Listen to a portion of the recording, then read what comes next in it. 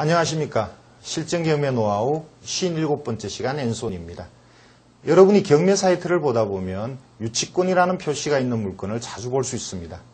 그리고 그런 물건일수록 유찰되는 확률이 높은 것을 알 수 있습니다. 그럴 경우 가격은 매력적인데 유치권 때문에 입찰하기가 망설여질 때가 많을 겁니다.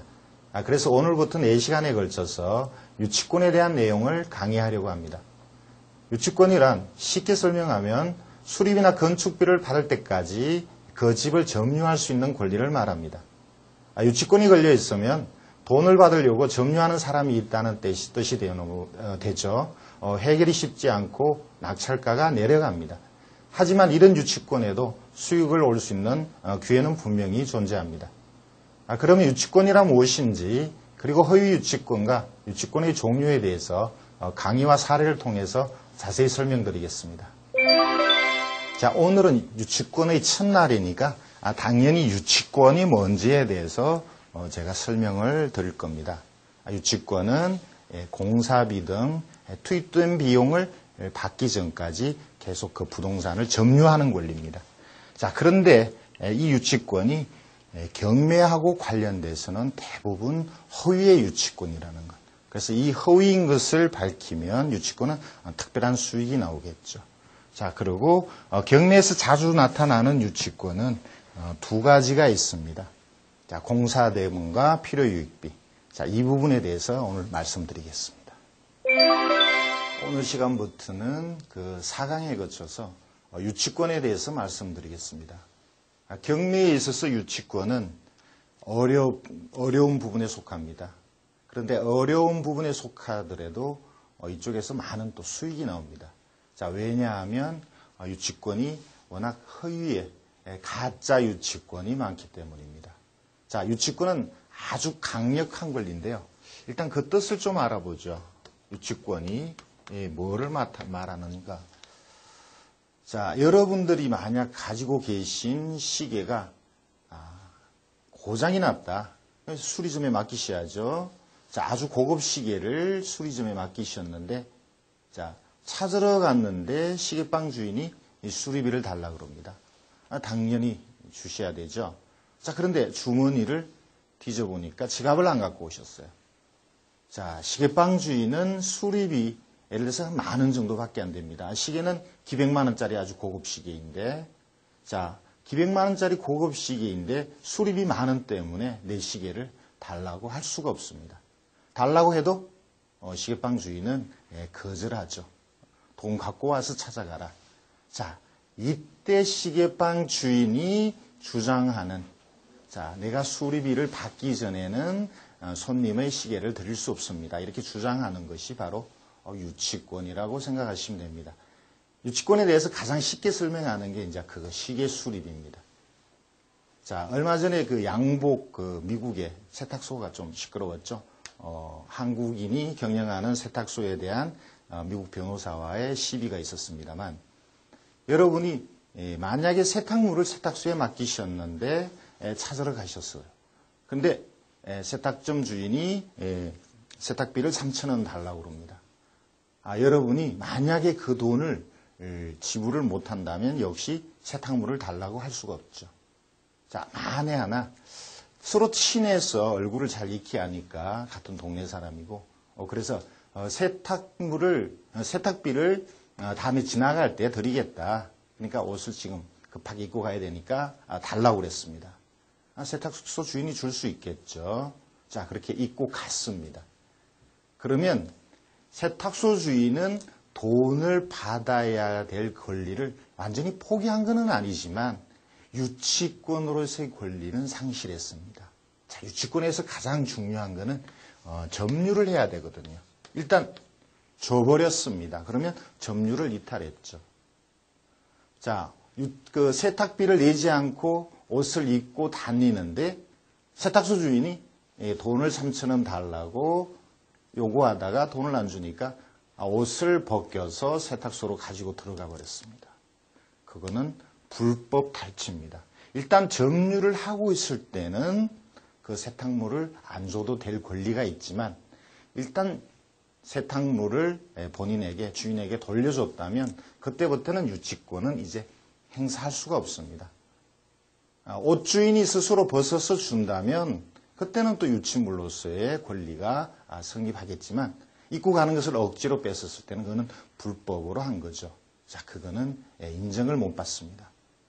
세탁소 주인은 여전히 돈을 3,000원 받을 권리는 남아있지만 그 옷을 다시 뺏을 권리는 없죠. 자, 이런 것처럼 시계 수리비든 세탁물에 대한 비용이든 자, 그것을 비용을 받을 때까지, 변제받을 때까지 비용이 발생한 그 물건 자체를 주인에게 주지 않고 점유할 권리. 자, 이 유치권에서 가장 중요한 것은 이렇게 변제받을 때까지 돌려주지 않을 권리를 말합니다. 자, 그런데 이것이 유치권이 경매에 있어서는 어떻게 나타나느냐? 두 가지로 나타나거든요. 가장 많은 게 공사비 채권입니다. 건설 채권이라 그러는데요. 공사를 했는데 공사비를 못 받은 상태에서 그 부동산이 경매를 당한다. 자, 공사업자 돈을 못 받은 공사업자가 경매당하는 부동산에 일단 점유를 하고 있었는데 경매를 합니다. 자, 그러면 이것이 낙찰이 되더라도 이 공사업자는 비켜주지 않을 권리. 아주 대단한 권리죠. 자, 대부분의 경매와 관련된 유치권은 공사채권입니다. 자, 경매 대상인 대부분은 건물이 되겠죠. 간혹은 토지가 될 때도 있습니다만 건물에 투입된 비용을 받을 때까지 소유자도 돌려받을 수 없고 낙찰자도 소유권을 취득했지만 역시 이 공사비를 지급하기 전까지는 빚기라고 할 수 없는 아주 그렇게 강력한 권리죠. 자, 공사채권 말고 또 있습니다. 그것이 이제 필요유익비라는 것인데요. 자, 여기에 대해서는 필요유익비에 대해서는 나중에 다시 설명을 드리겠습니다만 대략 임차인으로서 점유하고 있다가 들어간 비용, 집주인이 부담해야 될 비용을 임차인이 대신 부담했다면 자, 이 비용을 받을 때까지 역시 유치권 주장할 수 있는 것. 자, 이 두 가지가 대부분의 경매에서 나타나는 유치권입니다. 자, 유치권은 이렇게 점유를 할 권리라는 것. 이것이 가장 중요하죠. 만약에 유치권자가 공사 비용을 받기 전에 일단 점유를 하고 있다가 집주인에게 그 점유를 넘겼다면 그럼 유치권은 성립하지 않습니다. 그러니까 유치권은 점유함으로써 성립하고 점유를 이탈하면 성립하지 않고 다시 재전립해서 점유를 하면 그때는 또 그때부터 다시 유치권이 성립합니다. 그래서 유치권은 점유를 해야만 되는 반드시 점유를 해야만 성립하는 그런 권리가 되겠습니다. 자, 이렇게 강력한 권리를 인정해 주다 보니까 경매에 나오는 부동산에 실제 물론 공사를 하거나 임차인이 비용을 투입하고 못 받은 돈을 유치권을 주장해서 받아내려고 하는 경우도 있겠지만 허위의 유치권이 아주 많다는 거죠. 자, 이 허위의 유치권이 왜 많은가? 자, 이것은 법적으로 좀 문제가 있기도 합니다. 법원에 유치권을 신고하면 법원은 이 유치권의 진위에 대해서는 전혀 관여를 하지 않습니다. 오직 신고가 있었다는 사실만 기록에 남길 뿐이에요. 자, 그렇게 되니까 신고하는 것은 누구든지 할 수 있는 거거든요. 신고만 해서 일단 유치권이 있는 걸 주장해서 자, 이렇게 주장하는 이유가 뭔가? 그것은 가격을 떨어뜨려서 유치권을 신고한 사람이나 보통 유치권이 허위로 신고할 때는 채무자하고 짜는 경우가 많습니다. 자, 채무자가 결국은 저렴하게 낙찰받기 위한 목적으로 많이 이용되는 거죠. 저가에 낙찰받겠다라는 목적 때문에 유치권을 많이 이용합니다. 또 하나, 유치권을 신고하게 되면 가격이 많이 떨어지죠. 유치권 자체가 진정한 권리이면 그 주장하는 금액을 낙찰자가 부담을 그대로 해야 되거든요. 그러니까 보통의 부동산이 예를 들어서 60%, 70%에 낙찰된다면 유치권이 있는 물건은 거의야 40%, 50%에 낙찰될 수 있으니까 한 번, 두 번 더 유찰이 되겠죠. 결국 시간 벌기에 악용되는 거죠. 또 하나, 자, 유치권을 신고하지 않았다가 낙찰된 후에 유치권을 만약에 신고하게 되면 낙찰 불허가가 납니다. 자, 낙찰 불허가가 나면 경매를 처음부터 다시 시작을 해야 됩니다. 여러분들이 저 앞쪽에서 매각 물건 명세서를 배우실 때와 낙찰 허가 불허가를 배우실 때 유치권에 대한 신고가 있으면 불허가의 사유가 된다라고 배우셨거든요. 자, 그래서 실제 유치권이 있다 하더라도 그것을 감추고 있다가 낙찰된 이후에 이것을 신고해서 경매를 처음부터 하게 만들거나, 자, 그 다른 목적이 있었겠죠. 자기가 낙찰 받으려고 했는데 낙찰에 실패하니까 자, 이것을 악용해서 시간을 끌거나, 자, 이런 용도로 유치권이, 허위의 유치권이 이용되기도 합니다. 자, 또, 자, 유치권의 진위 여부를 밝히는 것 자체가 쉽지 않기 때문에 결국은 유치권자와 금전적으로 타협하기 위해서, 결국 금전을 요구하기 위해서 유치권을 많이 활용을 하죠.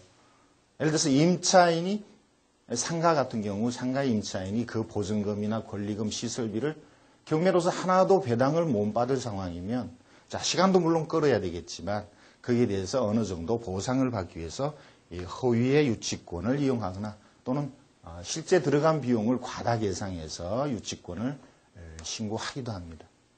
자, 아까 시간하고도 관계됐습니다만 결국 유치권은 인도명령의 대상이 아니니까, 인도명령에 대해서는 아직 여러분들이 배우시지는 않으셨습니다만 보통의 점유하고 있는 사람이 대항력이 있는 임차인이 아니거나 유치권자가 아니면 인도명령에 의해서 다 내보낼 수가 있는데, 유치권이 주장됐으면 이 인도명령의 대상이 되지 않으니까 명도에 대한 대비로서 유치권을 또 신고하기도 하죠.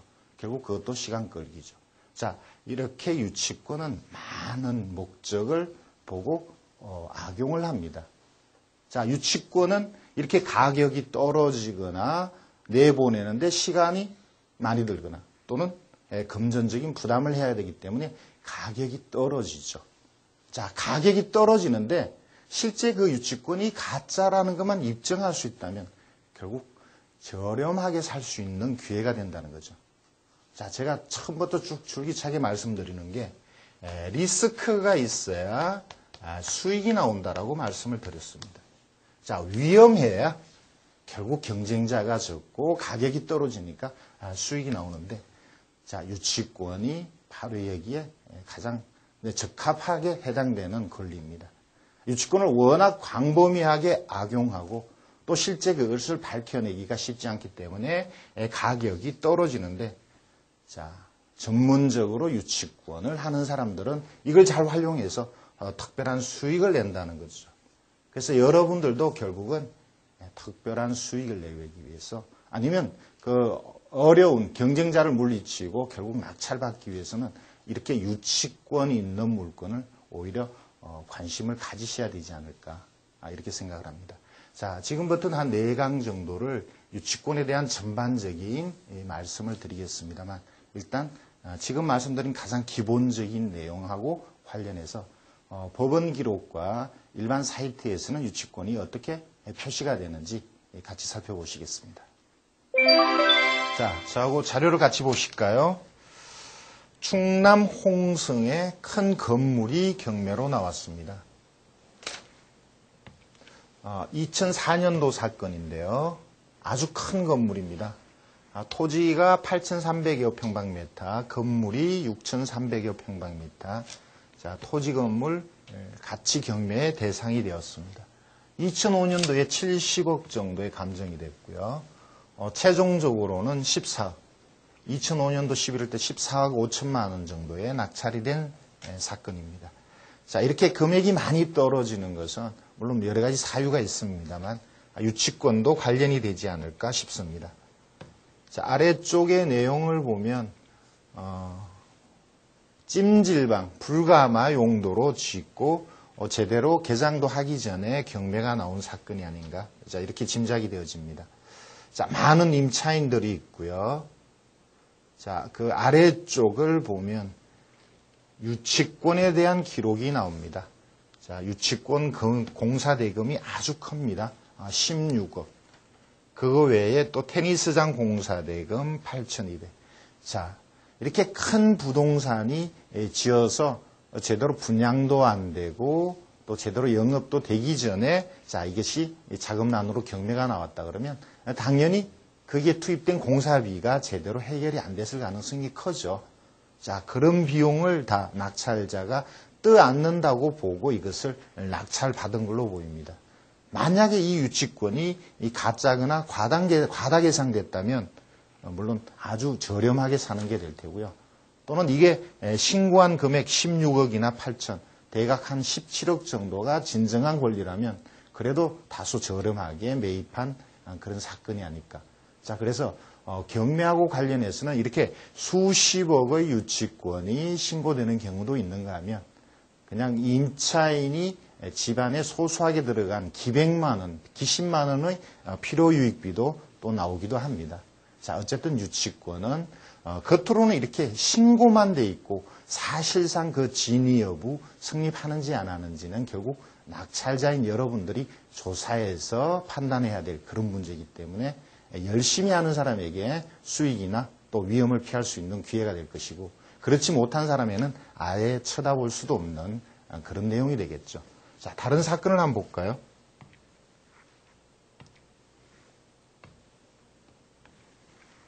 자, 이것은 방금 말씀드렸던 홍성의 그 건물이 2004년도에 대법원의 매각 공고에 나타난 내용입니다.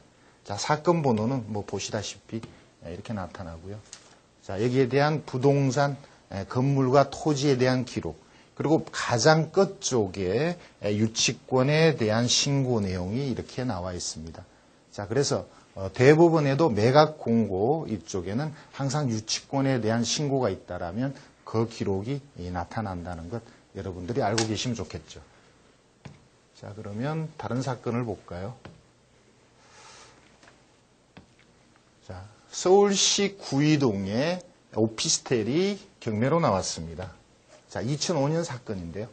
조그만 오피스텔이죠. 주거용으로는 적합한. 자, 여기 조그맣게 지도가 보입니다만, 전철역에서 가까운 역세권이라고 볼 수 있죠.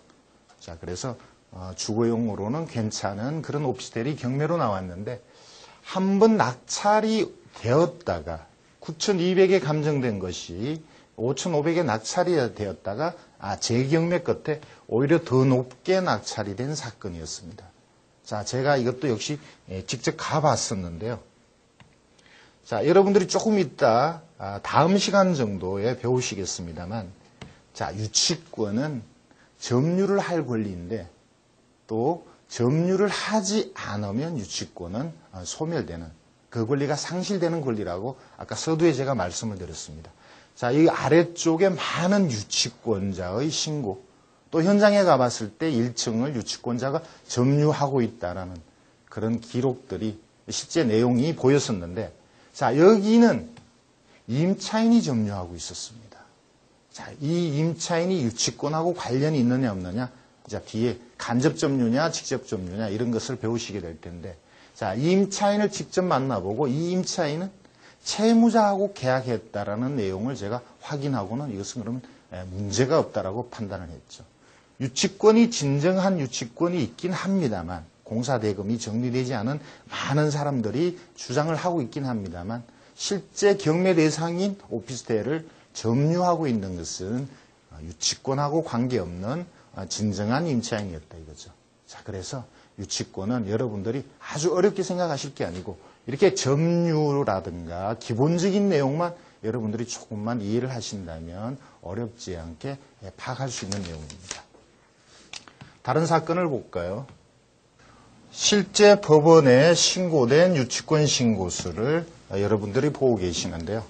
자, 유치권 신고서를 여러분들이 법원에서 보실 수 있다라면 유치권에 대해서 좀 더 쉽게 판단할 수 있습니다. 자, 그 사건 번호가 나오고요. 자, 유치권 내역이 나오는데 그 내용이 목재 바닥, 모노륨 공사, 컴퓨터 주변기기를 설치했다. 맨 아래쪽에는 임대 보증금까지 나옵니다. 자, 이러한 것을 모두 통틀어서 2억여 원을 2억 3,400만 원이라는 유치권을 신고했는데, 자, 본인 스스로도 이것이 성립되지 않는다는 것을 알고 신고한 듯합니다. 앞의 시간에서 유치권의 종류에 대해서 경매와 관련한 것은 두 가지로 나타난다고 말씀드렸습니다. 첫째가 공사대금이죠. 자, 건물을 뭐 신축하든 정축하든 또는 개축하든 크게 대수순을 하든 뭐 리모델링을 하든, 자, 어쨌든 경매 대상인 부동산, 주로 건물이라고 말씀드렸습니다만, 이 건물에 실제 공사비가 투여되고 못 받은 부분이 있다면, 자, 유치권자는, 그 채권자는 이 경매 대상인 부동산을 점유하고 유치권을 주장할 수 있다는 거죠. 자, 공사대금하고 관련해서 보통은 또 가압류를 하기도 합니다만, 못 받은 돈이 있으니까 채무자의 부동산, 그러니까 경매 대상인 부동산에 가압류를 해놓기도 합니다만, 이 가압류에 의한 배당은, 자, 전액 돌려받는다는 게 가능하지가 않죠. 보통은 뭐 일부 받거나 아니면 가압류에서는 전혀 받지 못할 경우가 많습니다. 그래서 가압류에서 배당을 전액 다 받는다면 다행히 유치권을 주장하지 못하겠지만, 일부만 받거나 어쨌든 못 돌려받는 부분이 있다면 여전히 유치권으로서 공사대금을 달라고 할 수 있다는 거죠. 자, 그 외에 또 유치권이 필요유익비에 의해서 주장될 때가 있다라고 말씀드렸습니다. 자, 사실 이 필요유익비는 필요비와 유익비가 구분돼야 되는데요. 필요비는 보존하거나 부동산을 보존하거나 이용한 데 들어간 비용을 말합니다. 자, 그런데 유익비는 이것이 가치가 상승한 부분을 얘기하죠. 이걸 뭐 엄밀히 따져서 구분하기는 쉽지는 않습니다만, 일단 보통은 합해서 필요유익비라고 합니다. 하는데 보존하는 정도의 현상 유지를 위한 비용이 투입됐다면 필요비, 또는 그 가치를 올리기 위해서, 높이기 위해서 투입됐다면 가치 상승에 대한 것은 유익비라고 하는데, 이것을 주장하는 것은 거의 대부분은 경매에서는 임차인입니다. 자, 그런데 필요유익비는, 자, 이렇게 비용이 들어가는 것을 법원에 입증하고 배당 요구 종기일까지 법원에 배당 요구하면 우선 변제받습니다. 이것은, 자, 보통은 잘 모르는 부분인데요. 임차인이 진정, 예를 들어서 살고 있다가 보일러가 고장났다. 자, 집주인이 그럼 당신이 고쳐서 일단 쓰고 나중에 비용을 주겠다라고 했는데 그 돈을 못 돌려받았습니다. 자, 그러고 경매가 나왔다면 임차인으로서는 당연히 집주인이 고쳐줘야 될 보일러 비용에 대해서 법원에 신청할 수 있다는 거죠. 자, 법원에 배당 요구 종기일까지 이러한 필요유익비가 지출된 것을 법원에 신고하면 우선 변제를 받게 되어 있습니다. 자, 그런데 이렇게 우선 변제를 요구하는 임차인이 좀 드물죠.